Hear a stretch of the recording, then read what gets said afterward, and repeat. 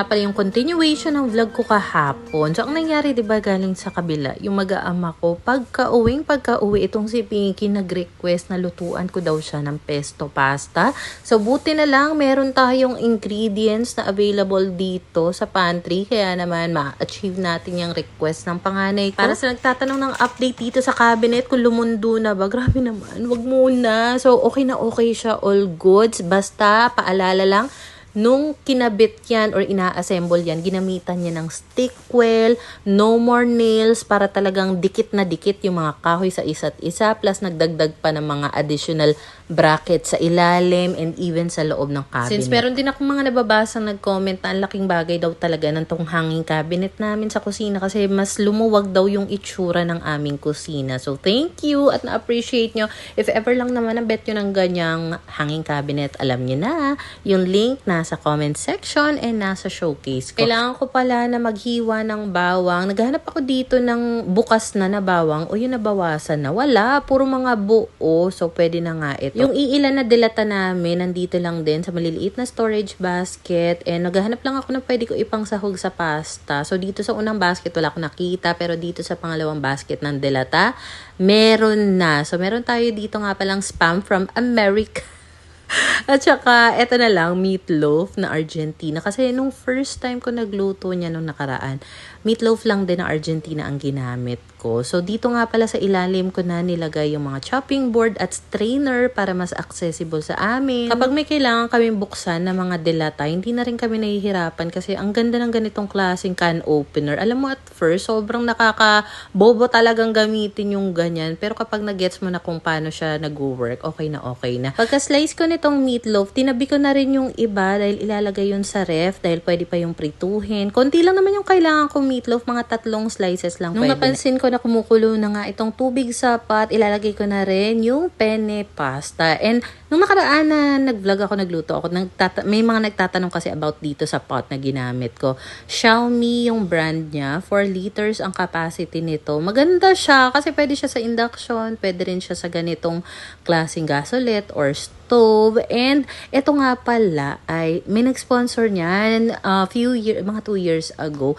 Kakabukod lang namin noon sa unang apartment. Tapos meron tayong viewer, nasa ibang bansa siya.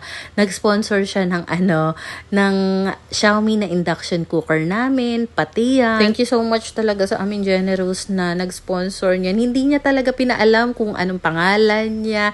Basta thank you po, up to now nagagamit namin yung pot. However, yung induction cooker, nasira na siya. Pero thank you talaga. Anyway, eto na nga at binabantayan ko lang itong penne pasta. Naglagay na rin pala ako ng asin dito at hinalo-halo ko lang siya. So, binabantayan ko siya dahil ayoko naman ma-overcook dahil isang balot nga yung iluluto ko na pasta. Kasi iniisip ko para at least meron ng stock sa ref. Ilalagay ko na lang yan sa ref para anytime mag-crave yung mga anak ko ng penne pesto, madali na lang, di na luto ng luto. Since ready na rin naman yung ibang ingredients, inaantay ko na lang talaga maluto ng husto itong pasta. Siningit ko na rin na mahugasan itong tambak sa lababo. Napansin nyo ba, in fairness dito sa lababo, medyo mas maliwanag na siya kasi kinabitan ko yan ng strip light. Tapos nakasaksak lang yan. So, wala lang. Super ganda niya. Medyo maliit lang yung strainer na meron kami dito. Ang dami nitong pasta. So, naisip ko na isa-isahin or mano-mano ko na lang siyang Kasi natakot ako kapag binuhos ko siya. Tapos ang liit nung strainer, baka magkanda tapon-tapon naman sa lababo. Sayang naman. So medyo marami na talaga itong pasta na niluto ko. I think tatagal ito ng mga 3 to 4 days. Anyway, magtatabi rin pala ako ng kakaunting pasta water na gagamitin ko naman once na lutuin ko yung sauce ng ating pesto. Nung huling beses pala na nagluto ako nito, hindi siya masyado trip ni Koa. I think dahil medyo matapang or mas strong yung lasa ng pesto sauce nun. So, ang gagawin ko, medyo iibahin ko naman ngayon para lang hindi ganun ka-strong yung atake ng pesto sauce. Medyo light lang yung gagawin ko. So, nagisa lang ako ng bawang, yung meatloaf, and then nilagay ko na yung Clara Olay na cheesy pesto sauce. Naglagay na rin ako ng isang pack ng Nestle cream at saka paminta, oregano na herbs at saka yung pasta water. And then, nagdagdag na rin ako ng kakaunting slice ng cheesy milk. So, ayan, niluto ko lang siya ng maayos, pinakuluan ko ng maayos. And nung okay na nga, naglagay na ako dito sa bowl ng pasta sauce dahil si Pinky maya-maya talaga, "Mommy, is it ready?" Ganun, hindi talaga ako tinatantanan. Feeling ko talagang gutom ito. So, yung pinaka-toppings lang nito is yung Parmesan cheese. And ayan, ready to attack na nga si Pinky. Ayan, sobrang hilig niya talaga sa ganitong pasta. If ever na hindi nyo pa natatry ito, subukan nyo lang. Baka ma-appreciate din ng mga bagets ninyo. Para lang, hindi lang always spaghetti or carbonara. Para may iba lang din naman tayo na naluluto sa mga bagets natin. Para naman dito sa sauce, nilipat ko lang siya dito. Sa medyo malaking bowl, papalamigin ko yan ng husto bago ilagay sa ref. Siyempre, bago ilagay sa ref, tatakpan din naman yung mga yan. Kanina, habang nagluluto ako, nakapaghugas na nga ako karamihan, pero meron kasi yung mga bagong hugasin, kaya naman inubos ko na talaga lahat ng hugasin dito. Lagi rin talaga kami merong sabon panlaba dito sa lababo, panglaba dito sa basahan nga. Kasi syempre, ayaw naman natin na maging malansa yung basahan na ginagamit natin pa muna sa kusina. Tinatry ko talaga na mapunasan palagi itong paligid ng lutuan. So kapag wet towel yung gamit ko or wet na basahan, yung mga area lang na alam kong hindi kakalawangin. Pero dito sa pinagpapatungan ng gasol, kasi metal yan eh. So may tendency talaga yan ng mga lawang. Ang ginagamit ko lang pamunas dyan is paper towel. Pero minsan kapag feeling ko masyadong makapal yung mantika, ini-sprayan ko muna siya ng sea waste na all-purpose cleaner, then tsaka ko pupunasan ng paper towel. Up to now, meron pa rin akong mga nababasang comment nagtatanong about dito sa patungan ng aming gasolet. Microwave rack po yan. Actually, pang microwave oven talaga yan. Sadyang ginamit ko lang dito na patungan ng gasolet kasi perfect siya sa size ng gasolet. At the same time, limited lang kasi yung space. Talagang ginawan lang ng paraan para magkaroon kami ng dedicated space para sa lutuan area namin. Pagkatapos ko ulit malabhan itong basahan, next naman ay hinugasan, kinuskus ko itong lababo namin. So, meron din talaga akong dedicated na brush para lang sa sink namin. So, maganda yung ganyang klaseng brush. Ang material ng pinaka-bristles niya is plastic. Hindi siya yung katulad ng parang natural kinemerot. Plastic lang yung material niya. And matagal na sa amin yan. Wala pa naman ako nakikitang nalalagas na bristles. Mura lang din yan.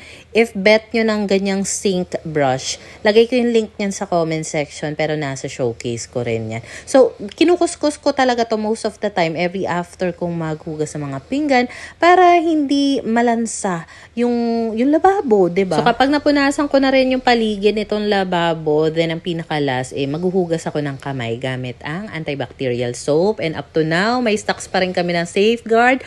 Thank you so much sa 1 year supply nyo, Safeguard. Pero ang lakas namin kasi sa Safeguard. Kaya siguro, imbes na 1 year supply yun, mga 6 months supply na lang namin yun. Pero thank you pa rin dahil ang laking tulong nun. Itong mga nakaraan nga, hindi na ako nag-grocery pa ng sabon panligo. Kasi nga, ang dami naming stocks from Safeguard. Safeguard lang, malakas. Pero baka naman, char. Alam mo, pagkatapos ko maligo, di ba nga dumating si Pinggoy, nag-request si Pinky na magluto ako. Hindi ko na namalayan na itong tuwalya nasa ulo ko. Kasi nga, sobrang na-busy na ako. And update nga pala, di ba nung isang araw ba? Naglinis ako ng CR. Eto nga pala yung nangyari. Nagka-stretch marks na siya. Naku, ano ba yung magandang remedyo dito? Kasi ginamitan ko siya ng Tough. Kasi itong Tough, sobrang effective niya sa toilet bowl. Nawala talaga yung matagal ko ng problema ng paninilaw dahil dyan. So, tinry ko nga siya doon sa Tough stains dito sa tiles namin. Ayan tuloy, nagka-stretch mark. Ano bang magandang remedyo? Let me know naman mga Hopefully, hindi pa ito mapanood ng landlord ko until ma-resolve ko nga yung problema ko sa tiles na yan. Anyway, sa nagtatanong pala ng shampoo na ginamit ko na so far, nag-improve yung dandruff ko. Ayan po. Hindi ko sure kung kailangan ng reseta niyan kasi meron akong resetang Pinresent galing sa Derma nung binili ko yan sa Watson. So, I'm not sure kung pwede siyang bilhin lang over the counter. So, 2 times a week ko lang talaga pwedeng gamitin yon. So, sa ibang araw na naliligo ako, ang dapat daw gamitin ko, Head and Shoulders na shampoo. Which is, yun naman na talaga yung ginagamit ko so far. So, anyway, nakaramdam ako ng gutom after ng mga pinaggagawa ko. Kaya naman, titikman ko na rin itong niluto ko. Tara, at kain na tayo mga momshi. Pasensya na nga pala kung may mga araw talaga na hindi ako makapag-upload. Pero I'm trying, lalo na ngayon. Sabi ko, what if try to show up na lang everyday, mag-upload ka ng mga vlog mo kahit hindi ganun kahaba. Kasi minsan may times na parang nape-pressure ako na kasi yung iba gusto 20 to 30 minutes ang vlog. Grabe, sa voice over, pag i-edit pa lang, 3 to 4 hours na kasi yung inaabot noon. So, hindi talaga kakayanin na ganun kahaba everyday. So, as much as gusto kong gawin yung ganun, syempre, meron pa akong mga ibang kailangang asikasuhin sa bahay, yung mga bagets ko pa.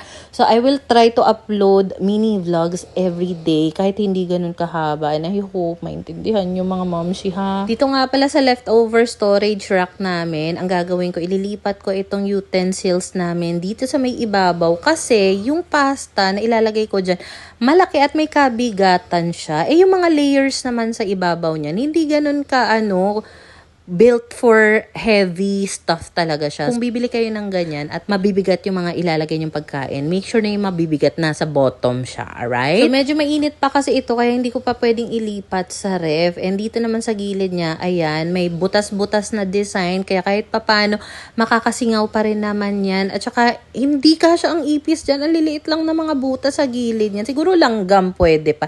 At saka magnetic din yung pintuan nito. So, even if mabuksan mo siya, accidentally, magsasara rin siya ng kusa dahil nga sa magnet. Nga pala, pagpasensya nyo na kung meron kayong naririnig na humihilik-hilik sa background, alam nyo na kung sino yon. Ibig lang sabihin nun, pagod siya at mahimbing ang tulog niya sa mga oras na ito. Medyo late na rin ito, mga alas 11 na rin yata ng gabi. And inaantok na rin talaga ako. Kanina pa dapat talaga ako matutulog. Sadyang hindi ko lang magawang hindi pagbigyan yung request na pagkain ni Pinky. Kasi alam ko talaga yung feeling kapag meron akong kinikilig na pagkain tapos hindi ko siya makain. Nakaka-frustrate. Nag-message na rin pala ako kay Pingoy. Sabi ko, lalabag na una kang nagising at nakita mong malamig na yung nandun sa leftover storage rack. Takpan mo at ilipat mo na lang sa ref. Kasi kapag hindi yan na ref, baka naman mapanis yan. Sayang naman. So, ayun lang naman ang chika ng momshi. Tulog na mi. Bye. Good night mga momshi.